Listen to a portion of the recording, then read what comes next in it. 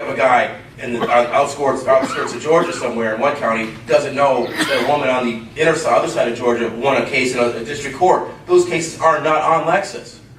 So I want to work to create a database, get the movies running, and rock on. Thank you. I think so. The time should be up there as to when I put it up, but I think it was around 1 o'clock. Oh, but like I said, I share it with all the affiliates. You know, everybody like Neil Garfield. We're gonna watch that and see how many hits it gets. Ron's on some other YouTube stuff, so. You sent it at 3:30 a.m. That's people's putting this stuff up. I mean, I was tired. Christopher, you want to come up? I'd love to. Thanks. Quite honored, actually.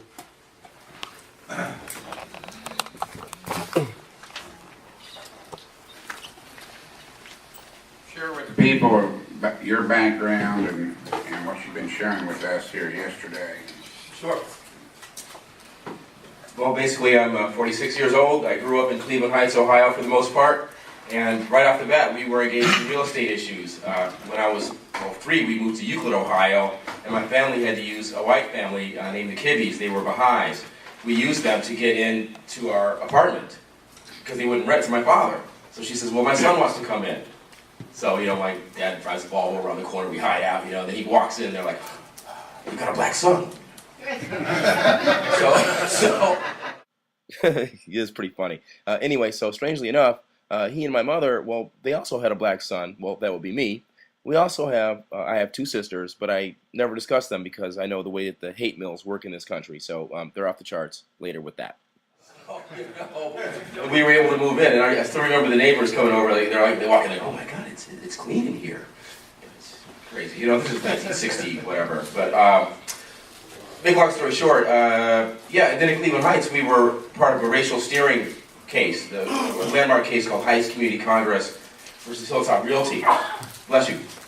And in that case, basically, they were steering blacks and other undesirables to other parts of Cleveland Heights that they didn't want us, that they wanted us to be in. But my family, we were the second black family in my neighborhood in a certain area of Cleveland Heights. So there was a family home in the late 90s, I think 99 or so. Anyway, we didn't have a lot of money growing up. We had 1 car, and what we did have though was knowledge. Both my parents worked for big corporate government type entities, and they gave me the opportunity to use my brain the way I want to, and that's what I'm going to do. I love photography, vintage cars, vintage motorcycles, and justice. Our area was the lesser affluent. It was like the middle of Cleveland Heights. Then there was an upper strata over here where my friends from prep school went to. And that was like houses that are bigger than a barn, massive. But in any event, so that was my exposure to real estate stuff. My parents, they were testers. We were part of the lawsuit. They would test to go out, and setting precedent that testers can get compensated when they're the victims of unlawful discrimination and redlining. So that was all when I was like, 6 or 7 years old, 1970, 71. So that kind of set the basis. And my dad was a precinct committeeman, and I followed in that vein. I was, state debate finalist in high school and all that, and eventually, went to law school at Case Western Reserve, which is back in Cleveland.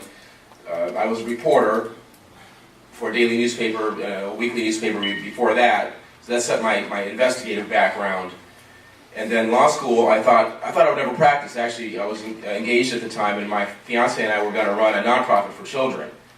But politics crushed that. All right, we were going around talking to schools and students about isms and schisms. And another woman named Ducky Dreyfus, she thought that we were, kind of trespassing on her turf. She had a program similar at the other law school, so that crushed that. So I ended up practicing, and I worked for a progressive civil rights lawyer in Cleveland called named Terry Gilbert. Then I went to the Ohio Attorney General's office as a clerk, and then I was hired on for a couple of years there. So I spent about almost 5 years at the AG's office, I think, and then I hung a shingle since Columbus, Ohio. And I started vigorously representing the undertrodden of any race, sexual orientation, whatever, bring it. I was on it. So I was in the paper all the time, and national on CNN on a couple of cases we had that were just nuts. And eventually they grew tired of that. So the newspaper stopped calling, there weren't any more interviews, and all my cases kind of got relegated to the back seat, So then that's how that happened. But then eventually I ended up getting suspended by Chief Justice Moyer, who we just saw in the video, after my friend and I had, we recorded a landlord that had called my white client a nigger lover. And we taped to this guy, we taped the company, but eventually there was not even a prohibition against it, as far as ethically. And legally, Ohio was a one-party state. So they put me on probation for a year, and then at the end of the year they said, well, you haven't fulfilled the terms of your probation, now you're suspended, Mr. King. So that was like 12 years ago, and ever since then I've been working in wireless and telecom and things of that nature, and learning video. And along the way, I got in trouble. I was the NAACP legal chair in New Hampshire, and this idiot, Kelly Ayotte, was the Attorney General then. She's now a U.S. Senator, by the way.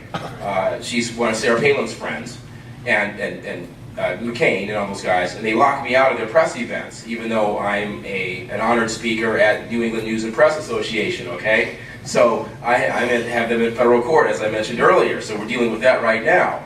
And that kind of brings us to this. Along the way, I was a licensed title insurance producer in New Hampshire, okay? I closed a couple hundred residential deals. And I heard about MERS at the time, and I thought, well, that's a great thing. And then now I come full circle and I find out what was really going on with MERS and the whole scam, you know. So I feel complicitous in this, so I come here to try to help correct the situation.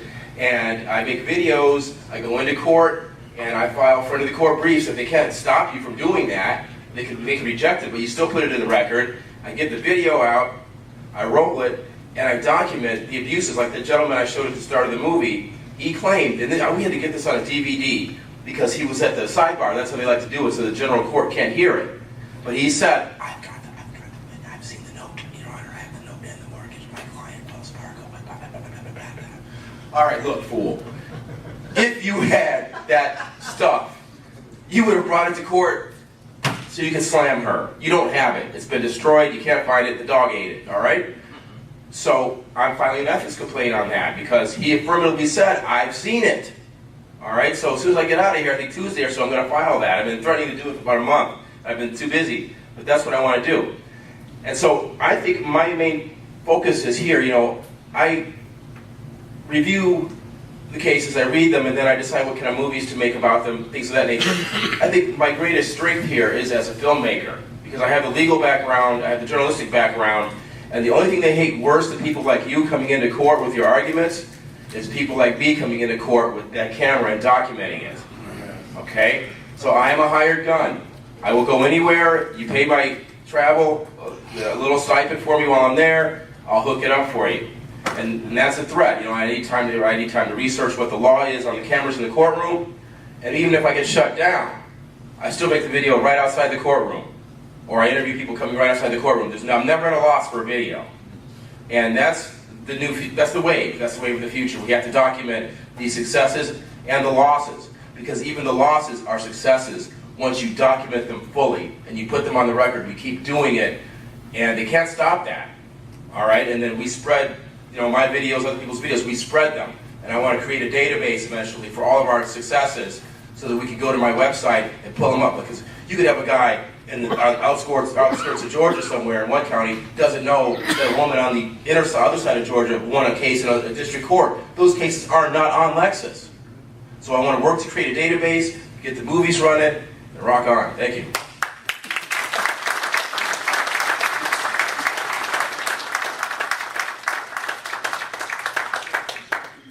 And you go to Washington and follow them?